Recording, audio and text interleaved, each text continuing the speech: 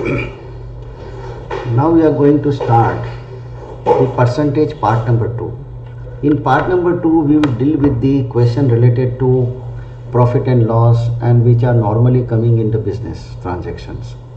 So let us start the touching the question so that you will be understanding the percentage in a much more detail. So application is very necessary about the concept. So do it and you will understand it. Let's say whenever we are purchasing a product, then on the product itself the MRP is written.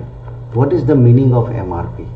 The meaning of MRP means maximum, R means retail and P means price. So it is maximum retail price. It means that the product cannot be sold more than MRP. You cannot sell, let's say the MRP is rupees 5. So you have to sell maximum at rupees 5, but you cannot sell at 550. It is prohibited. It is legally wrong. But you can sell less than 5. That is possible. So SP sometime it is less than MRP and sometime SP is equal to MRP. So when CP and SP and profit and loss is given in terms of rupee or in dollar or in real or any other currency value, then we can say it is a case of amount. It is a case of amount. When CP, SP, profit and loss is given in a money value or in any currency, whether it is dollar or whether it is pound or in rupee or in real or in dinar or in dirham.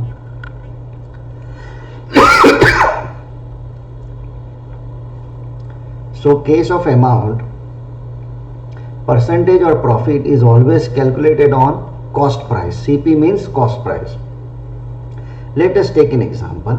If the cost price of an item is 500 and selling price of an item is 550, it means you purchased at 500 and you sell it at 550.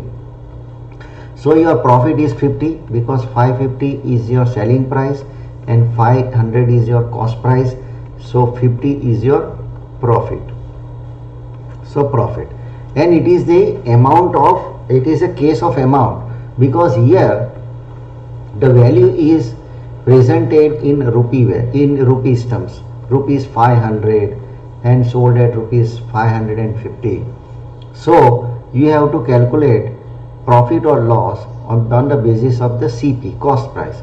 So you have to divide the cost price, which is 500. So in denominator you have to put 500 and it is multiplied by 100%. So that comes to 10% is the profit. Let's say another example. If Cody brought 10 mangoes is sold 12 mangoes is, then what is the percentage of loss? Now you see here the value is represented in terms of number of something, 10 mangoes and 12 mangoes.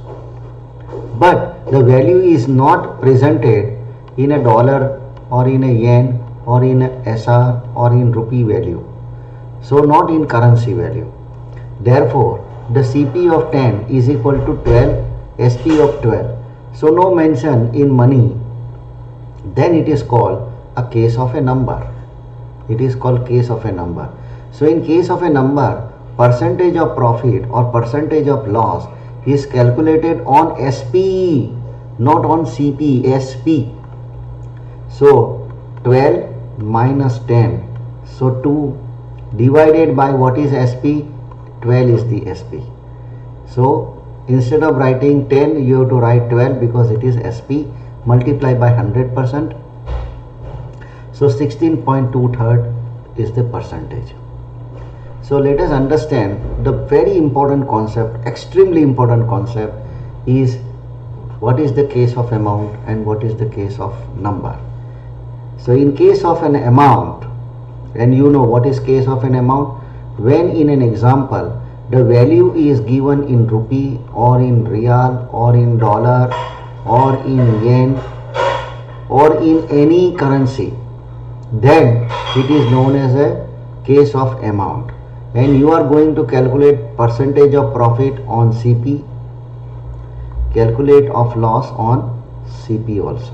So here the base is CP in case of amount, and in case of number, the item is mentioned in case of number is in number, or let's say in dozen, or in kg, or in gram, but not in rupee value or in dollar value or a currency value. So here you are going to calculate the profit or loss on SP, not on CP. So base is SP when it is a case of number. So whenever you are reading a question, you focus on whether the numbers are given in rupee terms or in dollar terms, or whether the numbers are given in dozen, kg, gram, number of items, 100, 1000. So if it is in number, it is a case of number. If it is in amount, it is a case of amount. In case of amount, the base is cost price. In case of number, the base is selling price.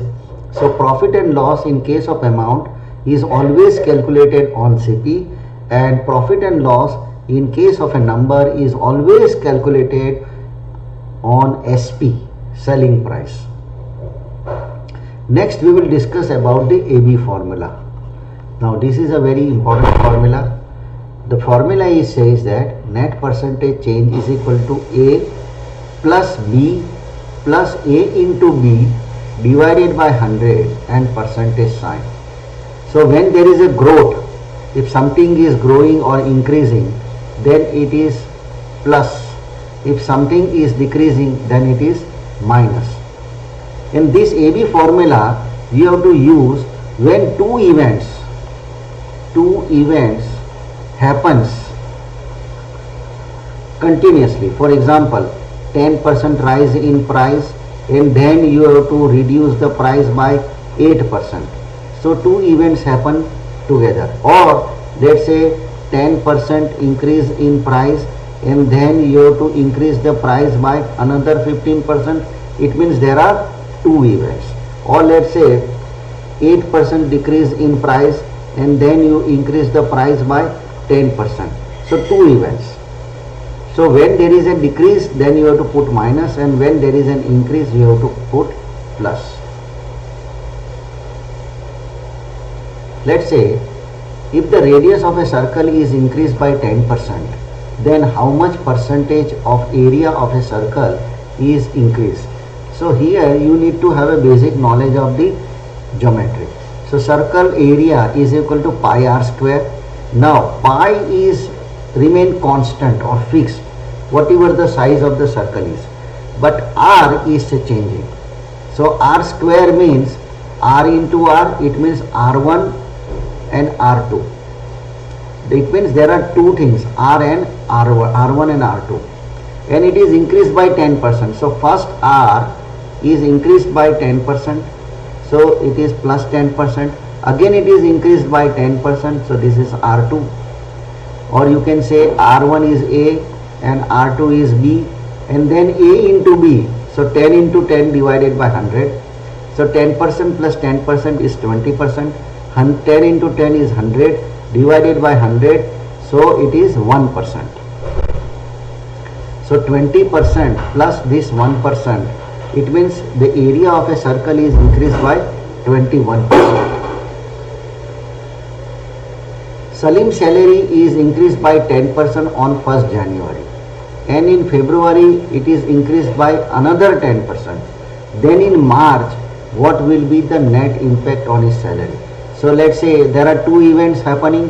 In January it is increased by 10%, and increase means plus, and in February it is again increased by 10% and it is increasing, so you have to put plus.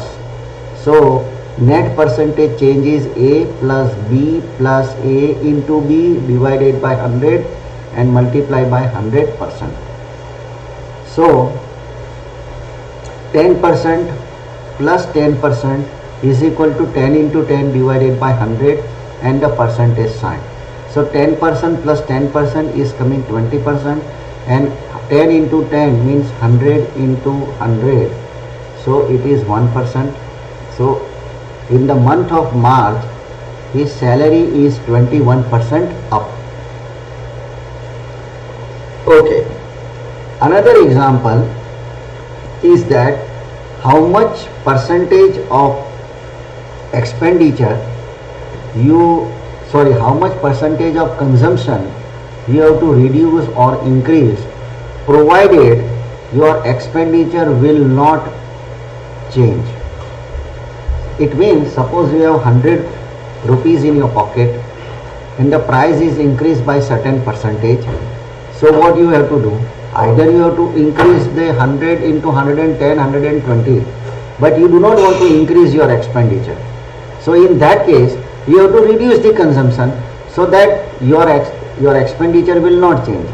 So let's say the price of pizza is increased by 20%. Then how much consumption a consumer reduce so that his expenditure will not change?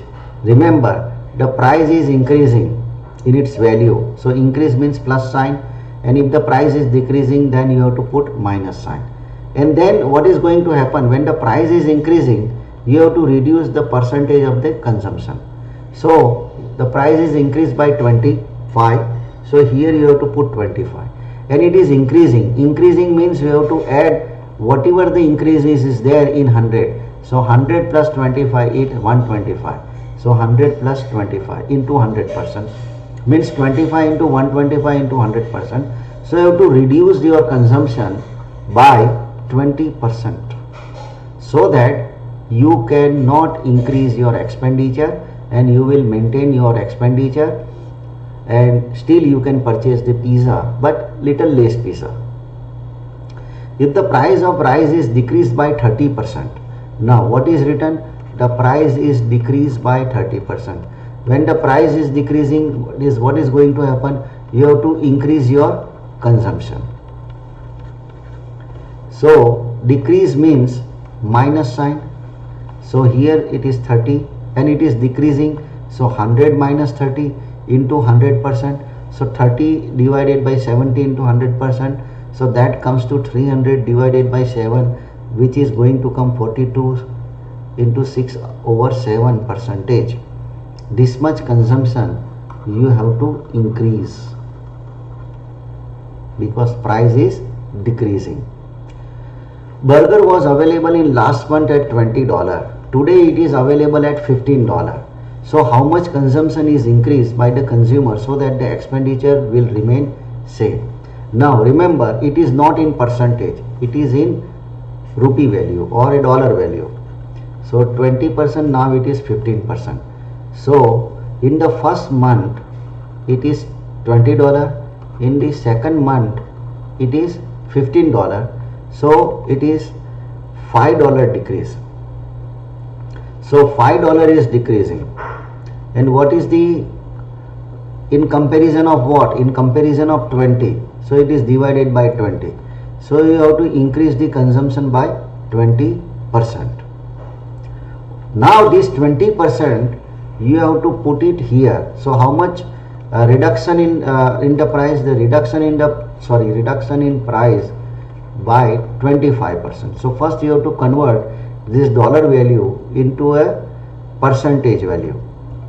So here the percentage in the consumption is increased by 25% and the price is reduced by 25%. So 100 minus 25. So it is 25 over 75 into 100. That comes to 33 and 1/3 percentage. So here we are ending the second part of the percentage.